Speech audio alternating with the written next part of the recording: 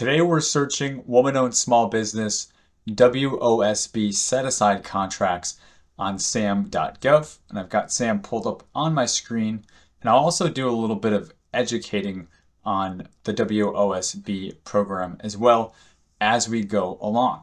But to kind of just high-level jump into searches, we are over at the advanced search in Sam.gov. Now, if you didn't know, as you scroll down, there are a number of search filters that you can filter by. And typically we would spend time in NAICS codes, keywords, maybe federal organizations like we did in a recent video for Army contracts. But for woman-owned small business contracts, you can actually filter by set-aside.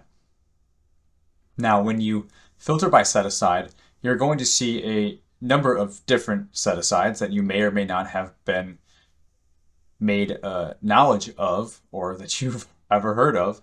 And it's important that you make a distinction here because this is federal government contracting. This is not your city, state, local contracts.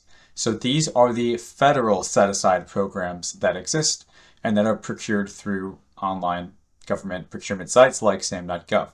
So as you can see, there's total small business set-aside. There's 8A set-aside, there's Hub Zone, there's SDVOSB, and then we also have our woman-owned or economically disadvantaged woman-owned, which there are two different facets of that particular designation. We also have the Indian Economic Enterprise, as well as veteran-owned as well. I think that already showed up. Yeah, but they've broken them out specific to the VA as opposed to the FAR. But today we're focusing on woman-owned. So to look more closely at what we have to choose from, we have the SBA Certified Woman-Owned Small Business Program Set-Aside per FAR 19.15.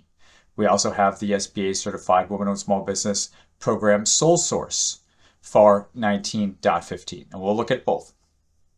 We also have the SBA Certified Economically Disadvantaged Woman-Owned Small Business Program Set-Aside, as well as the EDWOSB program, once again, for sole source through the SBA.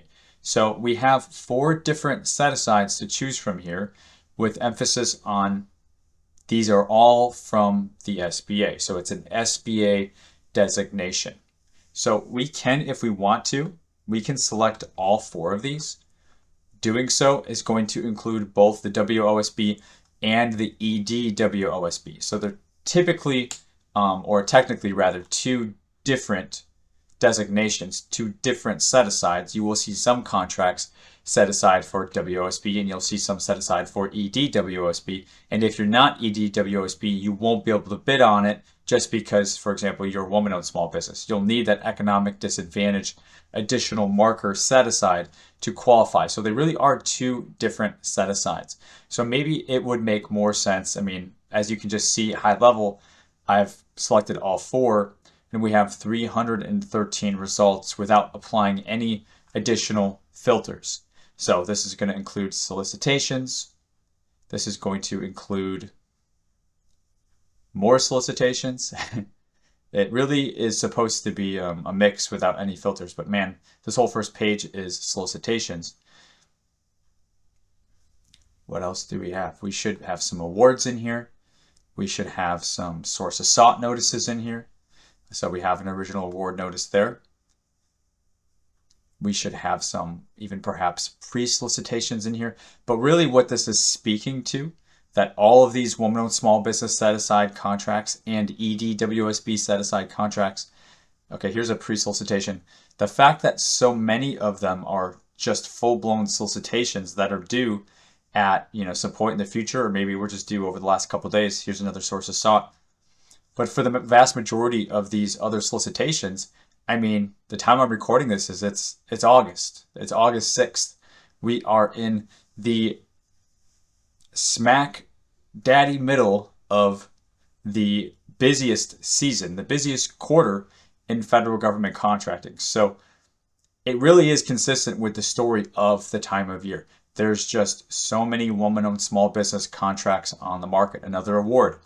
And as we get into September, and a lot of these contracts get awarded because they need to be awarded by September 30th, otherwise they won't be eligible any longer to be procured with FY25 funds, they're going to get kicked over to FY26 funds, which means they might not get procured until the winter, the spring, maybe all the way back into summer FY 2026. We don't even know.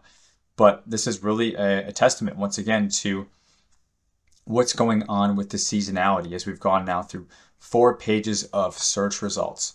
Now, I wanted to, like I said, I want to take a few minutes here to also further educate you if you're looking into getting into government contracting and you're curious about the WOSB program, or if you're already in, maybe you already have WOSB set aside. This is straight from the SBA site, which is a great website. But this is talking about the eligibility of NAICS codes, and this is something that's specific to WOSB programs. So eligible NAICS codes for the Woman-Owned Small Business Federal Contracting Program. The SBA regularly maintains the list of NAICS codes that can qualify for the Women's Contracting Program. So let me just explain this to you a little bit here and read this directly from the site. To help provide a level playing field for women business owners, the government limits competition for certain contracts to businesses that participate in woman-owned small business federal contracting. These contracts are for specific industries where women-owned small businesses are substantially underrepresented. Some contracts are restricted further to not being just WOSB, but to the economically disadvantaged WOSB. So that's where that comes in. SBA maintains a list of those eligible industries and their NAICS codes. Of the 733 eligible industries, 626 of them are designated for limited competition among all WOSB program participants, and 107 are eligible for competition among only SBA certified EDWOSBs. Congress requires SBA to conduct a survey every 5 years to identify industries in which small businesses owned and controlled by women are underrepresented. Okay, and so like here is the list. Like they literally give you the list of NAICS codes. If you are a woman-owned small business or in process or is soon to be, I do recommend that you familiarize yourself with this list, because as a WOSB, this is going to pertain to you unlike any other set aside.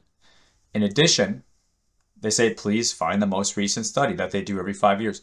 So they also provide this study to us. And this was last performed on May 2021, the Woman-Owned Small Business NAICS Code Analysis.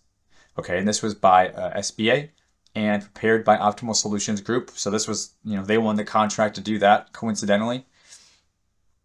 And in this survey, I won't spend more than just a couple seconds on this. If you're somebody who wants to read about disparity studies, utilization ratios, availability ratios, and to see these different codes and how they've determined what is underrepresented and not, by all means, there's 51 pages that you can knock yourself out and read that recent study. There's one other important thing here. As we scroll down through the whole list, we can see those variations of this document. So just for full disclosure, it looks like this was effective October 1st, 2022, but there was version for the EDWOSB and WOSB NAICS effective October 1st, 2023, which appears to be the most recent version. So if you do open that up, it's just an Excel sheet with the same layout, NAICS codes, title, and which program set aside that's part of. Okay, so a lot of the contracts that you would be seeing set aside for WOSB or EDWOSB are going to coincide with this. Okay, so as we are once again searching on, once we're searching on Sam.gov, we can keep in mind what NAICS codes we are seeing. So since we have these 4 just defaulted in here, 313 results, I'll just pull some of these up. We'll be able to look and see what NAICS codes, and these are all over the board without any filters. We'll be able to pull these up and see.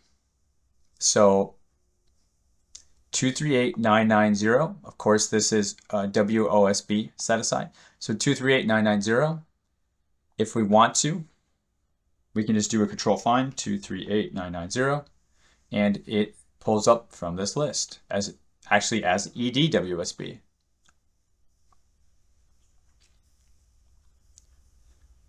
We also have, so what was that? That was carpet, asbestos, and furniture, to be clear. We also have psychological counseling services. So this is WOSB 621330. And lo and behold, we see it on the list. We have replace ceiling liner. Again, I just pulled the first four, of course. 236220. Construction. There we go. And speech therapist is WOSB, and that's 621340. So 621.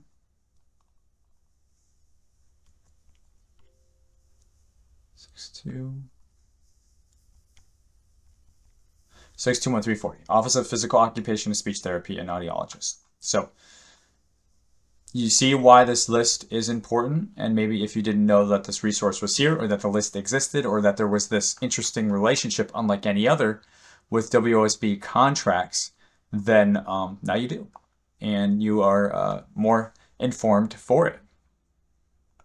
So I'll go ahead and clean these up just a little bit. And what else are we seeing? Again, how about this? How about we take this up a notch? So let's close out 2 of the 4. So I'm going to leave the sole source, because we can also talk about WOSB sole source. So this will be for WOSB and EDWOSB, and these are sole source. And now there's only 15 results here, and we don't have any other filters applied. And on the side, when we look at the notice type, we can see solicitation, special notice, solicitation, sources sought. That's interesting. Original award notice, award notice, award notice is what I typically would expect to see. Special notice is also typical. Special notice, original solicitation. So what a sole source is it means single source, okay? So when there's a sole source, contracting deems that only one company, a single source, can provide the subject good or service. So they're going to give the contract to them directly. Now, it's important that they mark this and that they notify this and they do the proper paper trail, because we can't have bias and favoritism, especially when we're spending taxpayers' dollars.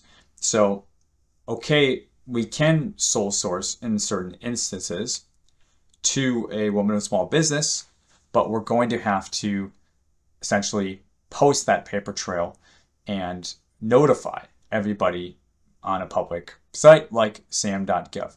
Now the story can change a little bit, which is why I'm going to actually open some of these up too, and we'll see for some of these if we just can't make sense of them.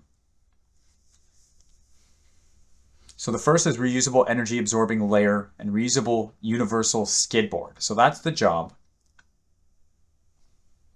They're calling this a solicitation. This is SBA WOSB.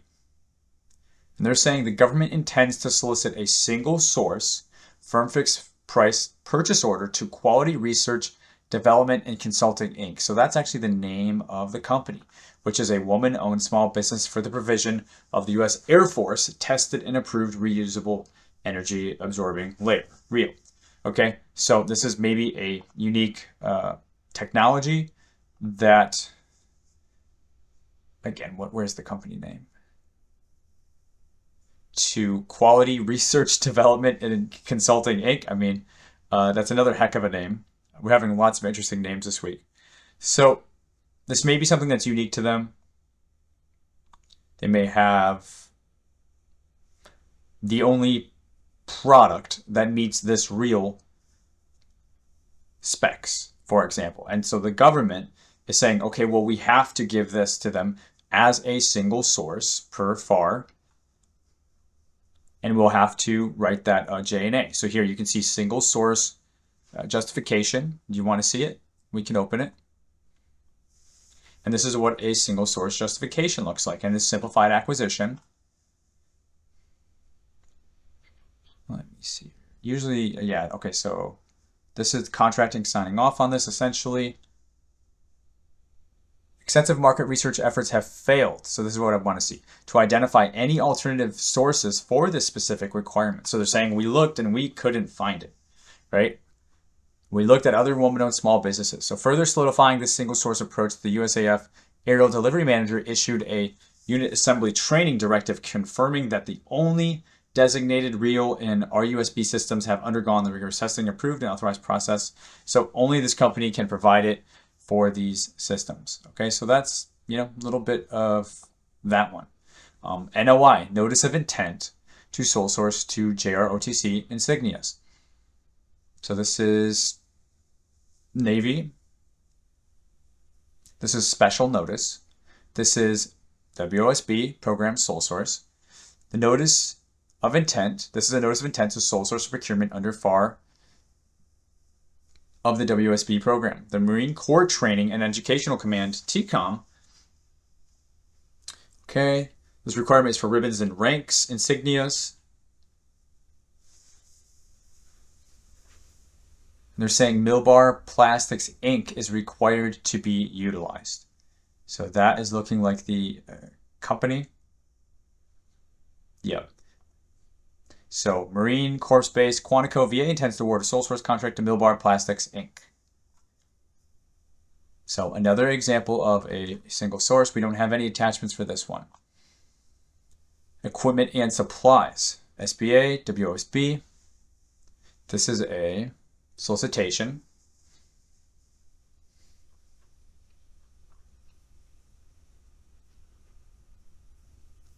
And this is shaping up more just like a solicitation.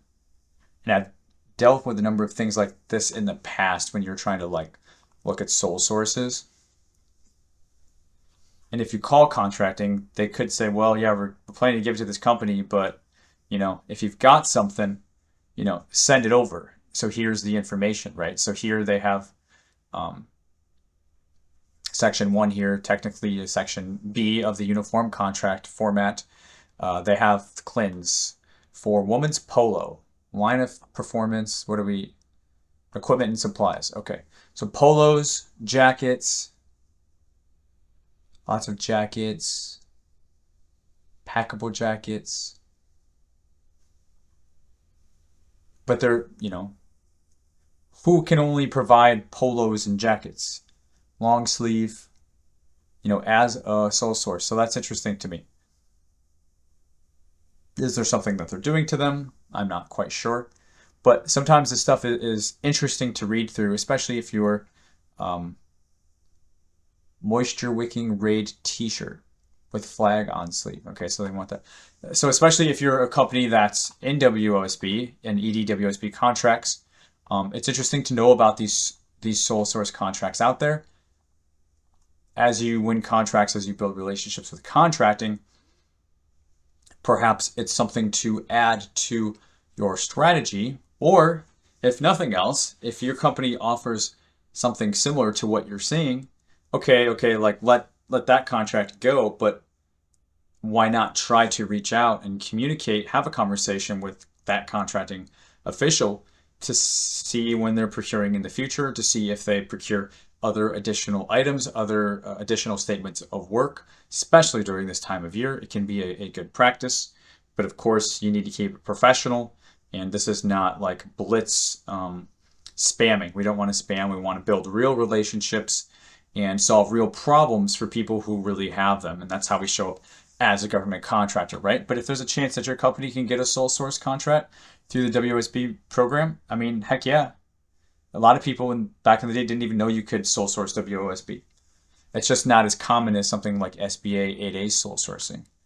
So I will close off the sole source contracts, and then we will just take another peek at the original contracts that are not the sole source, but they're just the tried and true WOSB and ED-WOSB contracts. So for this, our list is pretty much unaffected. So I think we had 313, and we go down to 298. So if you wanted to further, for example, apply NAICS codes, because we're seeing liquid storage, we're seeing leadership training seminars, interesting, you know what I mean? but mold remediation services, carpet removal, which we saw earlier, security network upgrades, so some IT, laundry services, like literally we are widely across the spectrum here with different contract types. So if you want to further drill down by NAICS code, you could. Furthermore, if you don't want to drill down by NAICS code or you're looking for something more meaningful, I recommend just going to, there's two recommendations. Number one is notice type. So notice type, we can go, if we wanted to see live bids for this, we can just go notice type, solicitation, and then combined synopsis solicitation.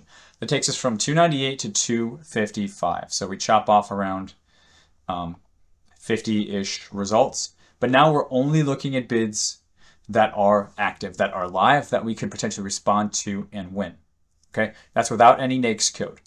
If we wanted to further drill it down, I'm not sure how much of an impact this will have, but if we go to response date offers due, we just go to the next month. It's pretty substantial. We drop down to 104. So live bids that are due for woman-owned small business or economically disadvantaged woman-owned small business over the next 30 days, there is 104 posted opportunities, on SAM. Let me see. Yeah, we can go 100 results per page just to make this more efficient for us. A lot of it is looking like it's going to be DLA type stuff, parts and pieces, kind of annoying if you're looking for services.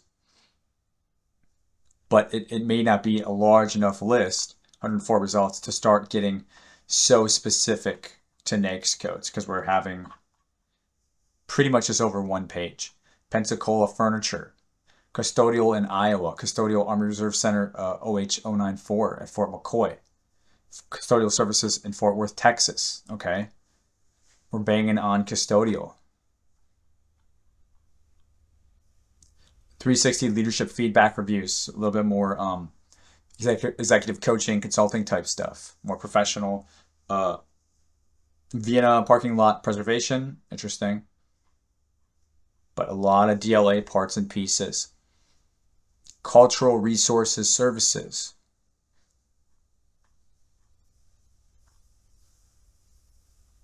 Battle Creek salmon and steelhead restoration. I mean, that's more like a environmental type project, so fairly niche.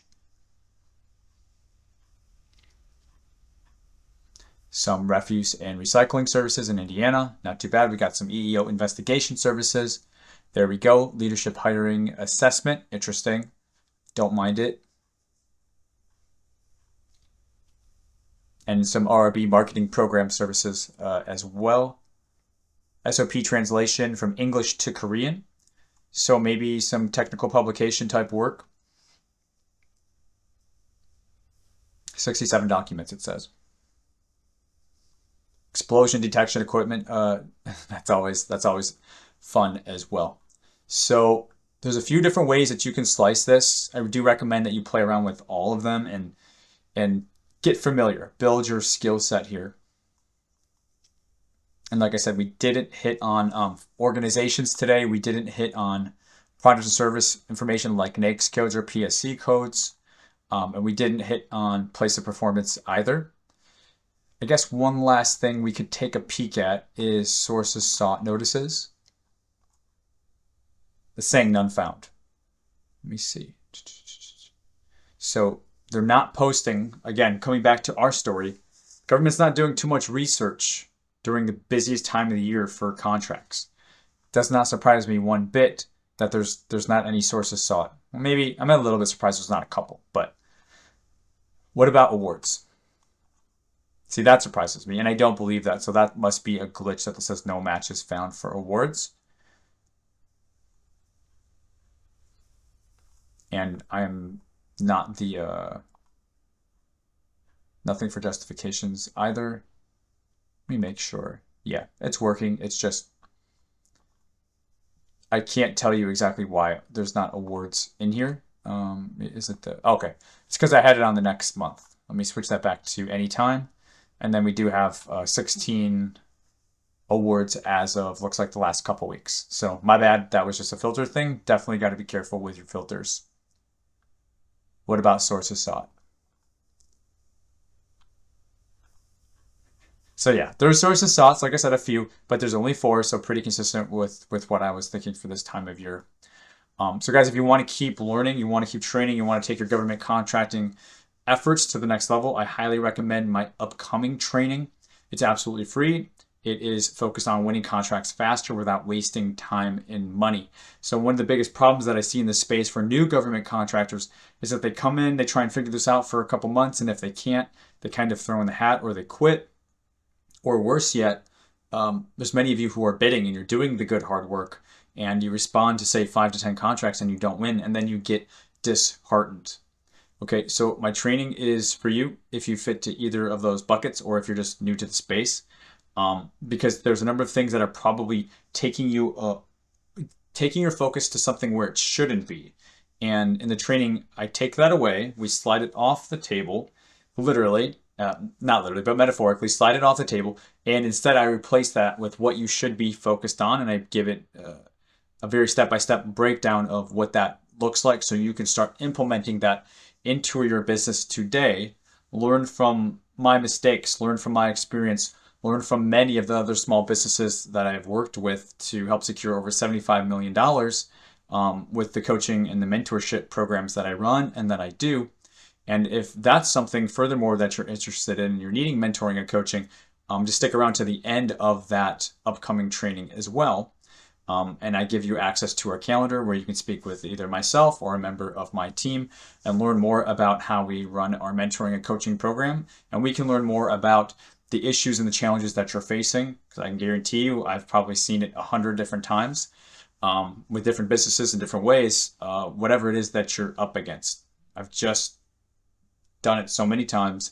I'm certain that we would be able to help you out if you're looking for support, if you're not wanting to do it on your own, if you don't want to recreate the wheel and you do want to reinvest in your own business. So again, that training is absolutely free. Link for that is down below in the comments and the description of the video. If you liked today's video, if you liked going through woman-owned small business contracts, EDW, OSB contracts, maybe you enjoyed learning this about the different SBA NAICS codes that I had pulled up, or the report perhaps, if you're somebody who likes to go through 50 pages of that stuff. Personally, not for myself, but smash the like button if you got something out of that. And if you're new here, welcome. We'd love to have you be a member on the channel here. Definitely subscribe to the channel. And yeah, until next time, guys, thanks for hanging out with me, and you got this.